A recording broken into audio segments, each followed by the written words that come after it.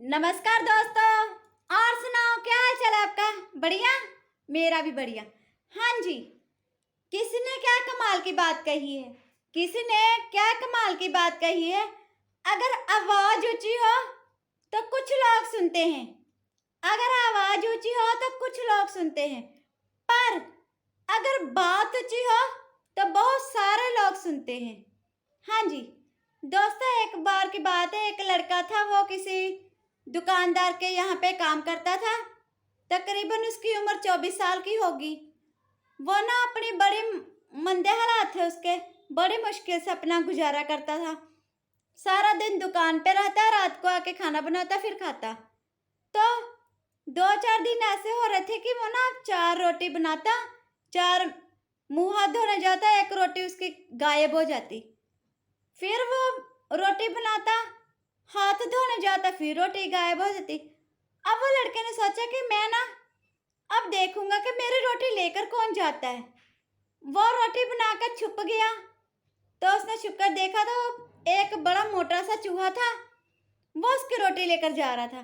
अब वो लड़के ने चूहे को बोला, अरे भाई, मैं तो खुद बड़ी तंगी हालात है, मेरी मंदी हालात है, तो मैं बड़ी मुश्किल से रोटी पकाता हूँ अपने लिए, उसमें से भी तू एक ले जाता है। मैं आधे पेट सोना पड़ता है, आधा भूखा सोना पड़ता है मेरे को।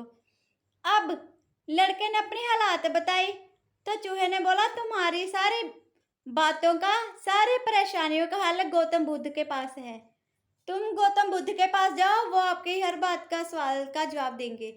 चलो, वो लड़के को उस चूहे ने एड्रेस समझाया। वो लड़का उसकी बात सुन के मानकर चूहे की बात चला गया। अब जब वो जा रहा था, रास्ते में अंधेरा हो गया। जब अंधेरा हुआ तो उसने सोचा कि रास्ते में ना सामने एक हवेली दिख रही थी उसको। उसने हवेली को देखा और सोचा कि क्यों ना मैं आज रात इस हवेली में गुजार लूं। हवेली के मालिक को पूछूंगा कि मैं बड़ी दूर से आया हूँ, तो मेरे को आज एक रात के लिए यहाँ पे जगह दोगे सोने के लिए।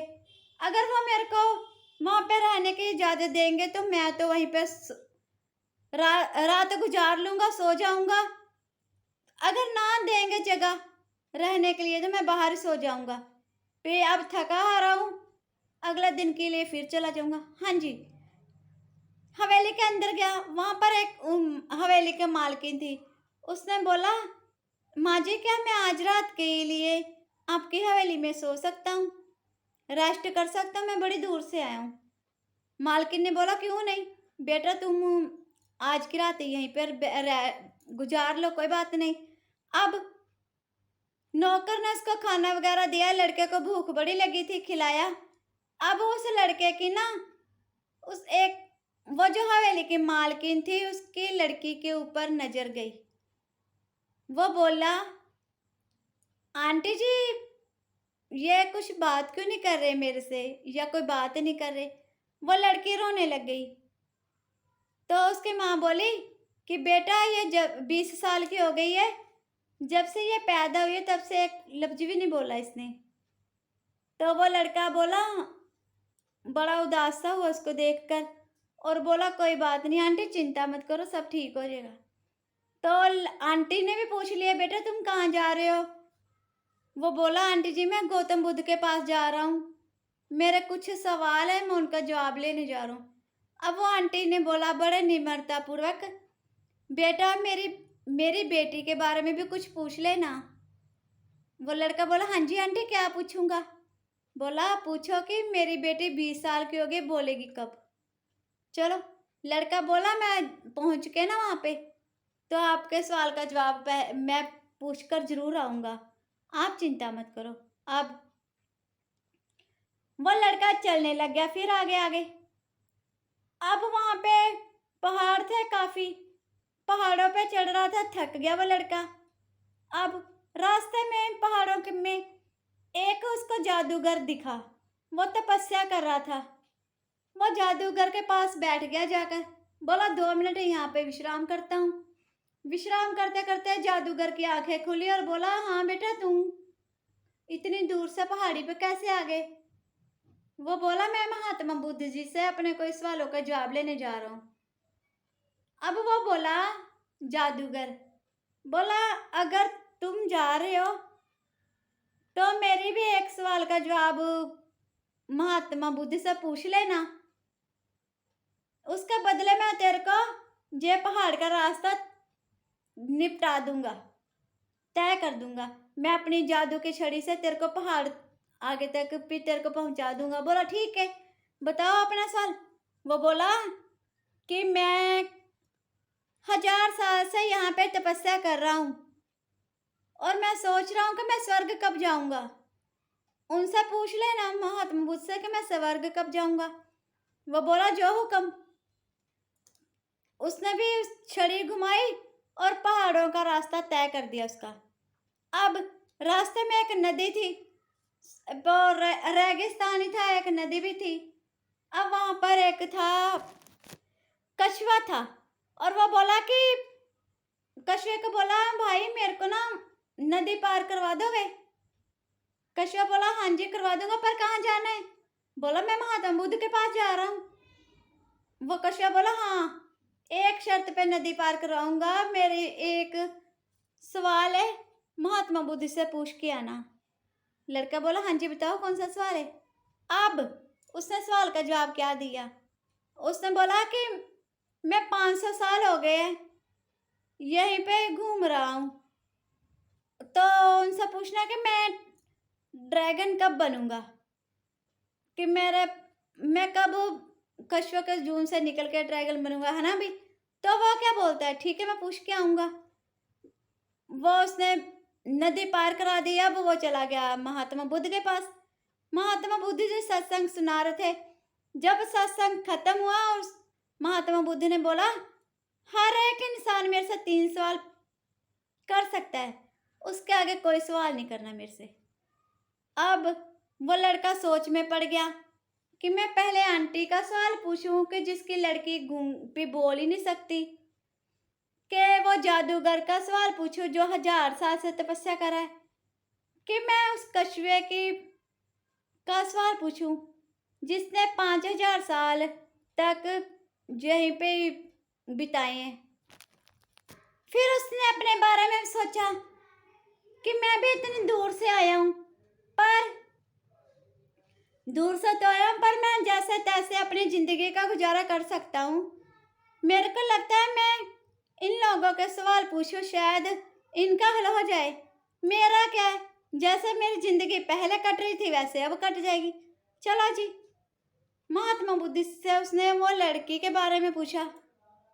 जब लड़की के बारे में पूछा महात्मा बुद्ध बोले कि जब इस लड़की की शादी हो जाएगी तब ये बोलना शुरू कर देगी। फिर उसने जादूगर के बारे में पूछा। उसने बोला कि जादूगर जब अपनी छड़ी को फेंक देगा, अपने से दूर कर देगा, तब वह स्वर्ग में चला जाएगा। अब उसने कछुए के बारे में पूछा।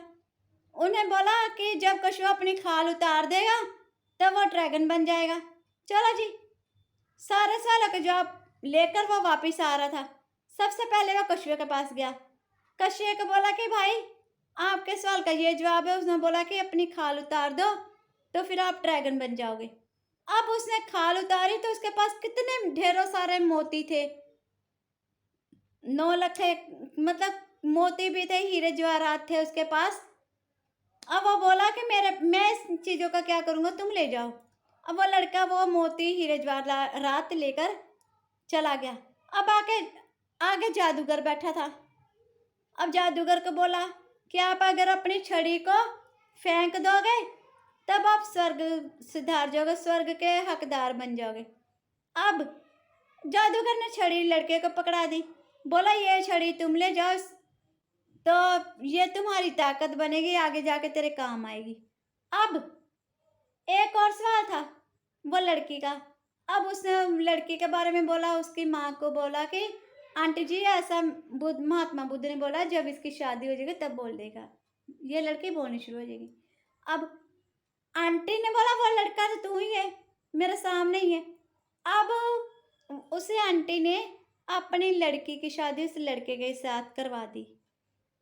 तो वो लड़की ने बोला आप तो वही है ना जो उस रात हमारे घर में आए थे।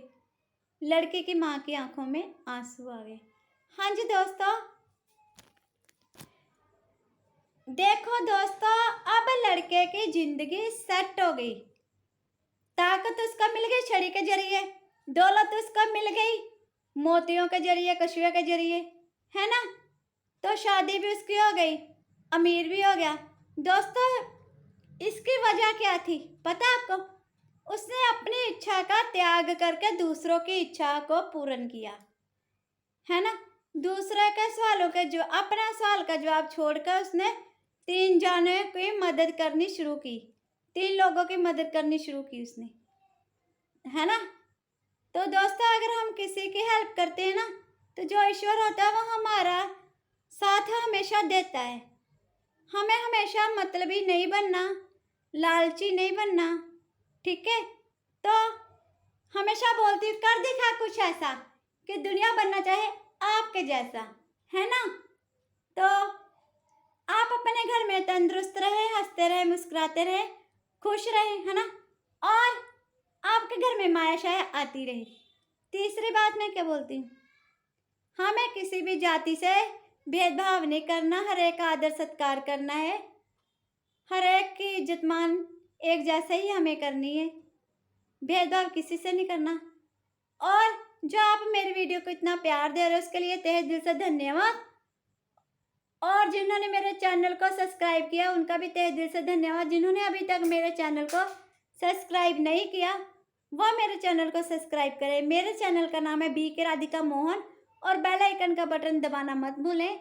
इससे मेरे आने वाली सारी वीडियो आप तक आसानी से पहुंच जाएगी, ठीक है। तो नमस्कार, सत श्री अकाल, आदाब, ओम शांति। मैं कल आपको फिर मिलूंगी, पर तब जब आपने मेरे चैनल को सब्सक्राइब किया होगा जब, ठीक है। सत श्री अकाल, आदाब, बाय।